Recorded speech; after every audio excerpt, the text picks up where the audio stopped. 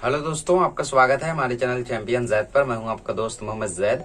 और दोस्तों, आज मैं आपके लिए एक बहुत ही खास टॉपिक लेकर आया हूं कि सैंपल पेपर्स को सॉल्व कैसे करें। अक्सर हम कहते हैं कि इतने सैंपल पेपर इस सब्जेक्ट के लिए, इतने सैंपल पेपर इस सब्जेक्ट के लिए, इसके लिए सैंपल पेपर लगाओ, मार्क्स बढ़ जाएंगे। बट वो सैंपल पेपर सॉल्व कैसे करें, ये पॉइंट बहुत ही कम बच्चे पूछते। और फराज ने मुझसे ये क्वेश्चन पूछा था कि इस पे एक वीडियो बना सकते, तो ये वीडियो मैं आपके लिए लेकर आया। और मुझे भी लगता है कि काफी खास टॉपिक है, बहुत सारे बच्चों की इससे हेल्प होगी। ठीक है, वैसे तो डिमांड्स कई सारे बच्चों की है, आदर्श ने भी कहा है, कुछ स्टूडेंट्स और ने भी कहा है, बट बाकी जो डिमांड रहती है जो तुरंत पूरी की जा सके वो तुरंत मैं लेकर आ जाता हूँ। बट अभी कुछ ऐसी चीजें हैं जिनके लिए काफी ज्यादा प्रिपरेशन करना पड़ता है ना, पीडीएफ बनाना, फिर बढ़िया से स्क्रीन पे प्रिपेयर करना, तो उसके लिए टाइम लग जाता है। अभी इसमें क्या है, एडवाइस देना है, चल देना है, तो ये आपके लिए हाजिर है। सैंपल पेपर को सॉल्व कैसे करें, सबसे पहले बताओ। ठीक है, जो सैंपल पेपर आप सॉल्व कर रहे हो वो खुद के लिए सॉल्व कर रहे हो या फिर टीचर के कहने पे सॉल्व कर रहे हो? बिकॉज वो अगर टीचर के कहने के पे सॉल्व कर रहे हो तो कोई फायदा नहीं उसका। बिकॉज आपकी मेंटेलिटी तब वो ये रहेगी कि टीचर ने कहा है, अगर सैंपल पेपर नहीं सॉल्व करूंगा टीचर गुस्सा हो जाएंगे या फिर मार्क्स नहीं मिलेगा, ओरल नहीं देंगे। कई सारे स्कूलों में 3-3 सैंपल पेपर जबरदस्ती सॉल्व करवाए जाते बच्चे से। ठीक है, तो क्लासेस का भी सैंपल पेपर, स्कूल का भी सैंपल पेपर, कई सारे बच्चे एकदम परेशान हो जाते हैं।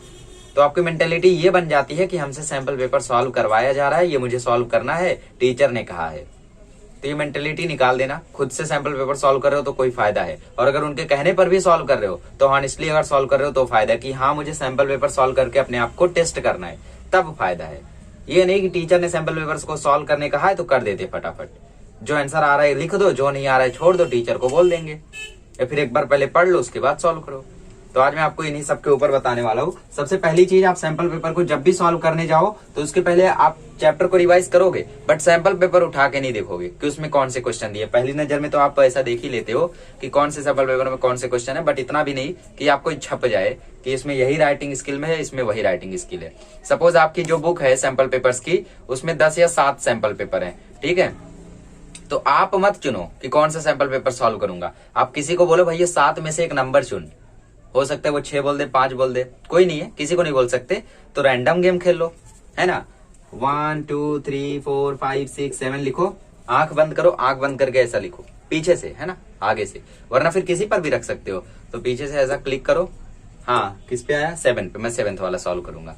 ठीक है, वरना आपके पास तो कई सारे लोग होंगे, अपनी मम्मी से भी बोल सकते हो, दोस्तों से बोल सकते हो, भाई से बोल सकते हो, बहन से बोल सकते हो, किसी से भी बोल के आप बोलो 7 में से एक नंबर चुनो, मैं वही सॉल्व करूंगा। तब पता चलेगा कि ये सैंपल पेपर तो मुझे आता ही नहीं था, इसमें ऐसे क्वेश्चन पूछे, ऐसा रस ग्रहण पूछे जो मुझे याद ही नहीं है। ठीक है, तो खुद से मत चॉइस करना कि मुझे ये रस ग्रहण करना है तो इसके पहले मैं इसका पढ़ लेता हूँ, नहीं, कभी भी आप पढ़ना मत, क्योंकि आप घर पे हो तो वहां पे एग्जाम वाला माहौल नहीं है। तो आपका जो 3 घंटे का सैंपल पेपर है वो 2 घंटे में हो जाएगा। ठीक है, अगर आपकी स्पीड तेज होगी तो। ठीक है, तो सैंपल पेपर को सॉल्व करने का भी टाइम समझ लो, या तो मॉर्निंग या तो नाइट, बीच में मत सॉल्व करना, आफ्टरनून वगैरह में मत सॉल्व करना। बिकॉज आप अभी तो अकेले पढ़ते नहीं हो, अभी तो आप फैमिली के साथ रहते हो, तो दोपहर में डिस्टर्बेंस होता है ना। तो सेट योर टाइम।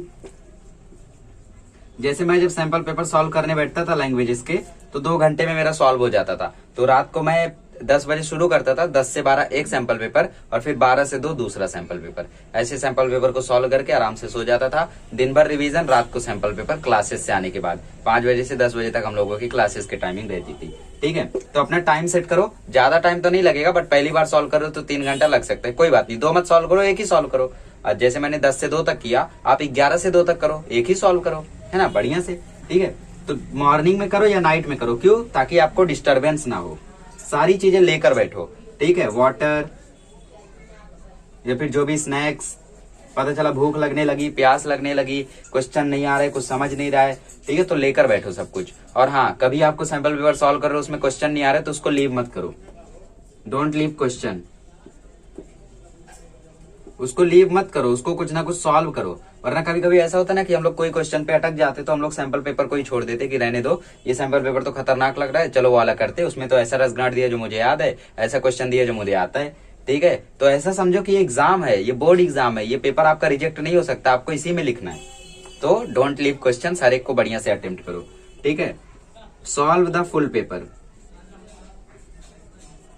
और एकदम ऐसे सॉल्व करना जैसे बोर्ड एग्जाम का पेपर हो। ठीक है, बोर्ड का पेपर जैसे आप देने जाओगे वैसे सॉल्व करना, ऐसे आपको सॉल्व करना है। ठीक है, टाइम सेट करो, जो भी मन करता है खाने पीने का उसको लेकर बैठो, टाइम सेट करना मतलब ये नहीं कि स्टॉप वॉच लेकर बैठना, इसका मतलब ये कि कितना टाइम लग रहा है आपको वो पता करना। ठीक है, जैसे अभी 11 बजे आप बैठे, आपका 1 बजे तक हो गया तो 2 घंटा लग रहा है, ये हुआ। ठीक है, बट अगर आपसे सिलेबस कंप्लीट नहीं हो पा रहा है तो अभी मत उसको सॉल्व करो, सिलेबस पहले कंप्लीट कर डालो, उसके बाद ही सॉल्व करो। ठीक है, तो वाटर स्नैक ये सब लेकर बैठने का, किसी भी क्वेश्चन को लीव नहीं करने का, बोर्ड के पेपर की तरह इसको समझने का। ठीक है, हमेशा पेपर को पहले नहीं देखने का, पहले रिवीजन कर लेने का, फिर 7 में से कोई एक नंबर चुनो, वो नंबर वाला पेपर मैं सॉल्व करूंगा। ठीक है, सुबह करो या नाइट में करो, मैं तो बोलता हूँ एक सुबह करो, एक रात में करो, बीच में रिवीजन करो और अपना क्लास वर्क करो, जो भी है क्लास या स्कूल जो भी है। ठीक है, ये काम आपको करना है। और फिर लास्ट में आपको चेक करना है खुद का पेपर खुद, check your paper by yourself.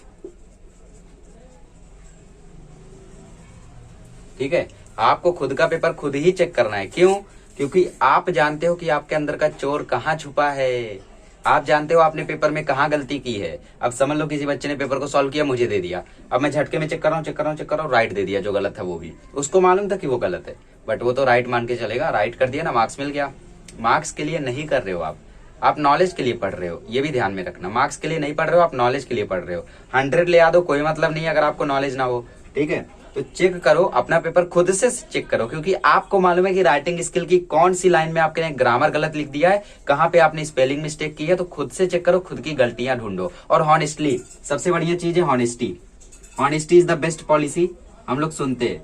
ठीक है, बी हॉनेस्ट। पेपर को सॉल्व करते समय, पेपर को चेक करते समय हॉनेस्ट रहो, क्योंकि वो मार्क्स आप किसी को दिखाओगे नहीं, वो मार्क्स कोई आके आपका देखेगा नहीं, ना कोई देखेगा ना आप दिखाओगे। तो आप हॉनेस्ट रहो। आपको मालूम है ना कि 40 लाऊंगा 50 लाऊंगा, कोई बात नहीं, सॉल्व करो, 40-50 लाओ, छुपा दो, है ना। वैसे भी आप बोलोगे प्रैक्टिस कर रहा था, मेरा था, क्लासेस या स्कूल का थोड़ी ना था। अपना पेपर खुद से चेक करो और मार्क्स एनालाइज करो। मैं अक्सर एनालिसिस पे बहुत ज्यादा बिलीव करता हूँ, मैं भी बहुत ही ज्यादा एनालाइज किया करता था। एनालाइज करो कौन से सेक्शन में आपके मार्क्स कट रहे। लाइक मेरे इंग्लिश के सेक्शन नंबर 2 में मार्क्स कटते थे, वहां पे जो ग्रामर आता था और जो वोकेबुलरी आती थी वहां पे मार्क्स चले जाते थे। सो मैंने हर सेक्शन पे मार्क्स देना शुरू किया ना। बोर्ड का पेपर कैसा होता है, सेक्शन वाइज रहता है, सेक्शन 1, सेक्शन 2, सेक्शन 3, सेक्शन 4। तो मैंने देखा 2 में 16 आ रहा है 20 में से, बाकी सब में तो ठीक ठाक है, तो मैंने यहाँ पे काम करना चालू किया। फिर सारी वोकेबुलरी बढ़िया से बढ़िया ग्लॉसरी पढ़ डाली। ठीक है, और फिर जो ग्रामर बीच बीच में से आता था उसको एनालाइज किया, कहाँ से आ रहा है, क्लॉज से आ रहा है, फिर कहाँ से आ रहा है, प्रैक्टिस कर डाली उसकी। ठीक है, वो एकदम परफेक्ट हो गया। तो एनालाइज करो कौन से सेक्शन में आपके मार्क्स कट रहे, राइटिंग स्किल को छोड़ के, क्योंकि राइटिंग स्किल में तो कटेंगे ही उतना। अब उसमें कट रहे उसको मत ध्यान दो, बाकियों को ध्यान दो। पता चला राइटिंग स्किल में कट रहे थे, आपने राइटिंग स्किल की प्रैक्टिस की, बट उसके पीछे जहां मार्क्स कट रहे थे, हो सकता है सेक्शन 3 में पोएम वाले में मार्क्स कट रहे हो, आपने उसको देखा ही नहीं। तो पूरा पेपर एनालाइज करो, एक नॉन टेक्सुअल पैसेज और एक राइटिंग स्किल, 2 ही जगह पर बच्चों के मार्क्स जाते, बट मेरे सेक्शन 2 में जाया करते थे। ठीक है, बट मैंने उसको सुधार लिया सैंपल पेपर्स को सॉल्व कर करके। तो ये चीज आपको करनी है, एनालाइज करना है और बढ़िया से अपने आप को समझाना है कि मुझे ये करना है, मुझे ये नहीं करना है। ठीक है, तो ये छोटी मोटी टिप्स थी जो मैंने आपको दे दी, काफी ज्यादा समय ले लिया छोटी मोटी टिप्स देने में। अगले लेक्चर में मिलेंगे तो हम लोग जो 1 शॉट रिवीजन चल रहा है उसको कंटिन्यू करेंगे, और एक बार वो खत्म होता है तो उसके बाद मैं आपके लिए लेकर आता हूँ चैलेंजिंग क्वेश्चन की सीरीज। ठीक है, अगर हुआ तो बीच में ही कहीं पे आप लोगों के लिए अपलोड कर दिया जाएगा और आप उसको हॉनेस्टली सॉल्व करना। ठीक है, बुक पेन लेकर वीडियो को देखना। चलो इसको कर लो।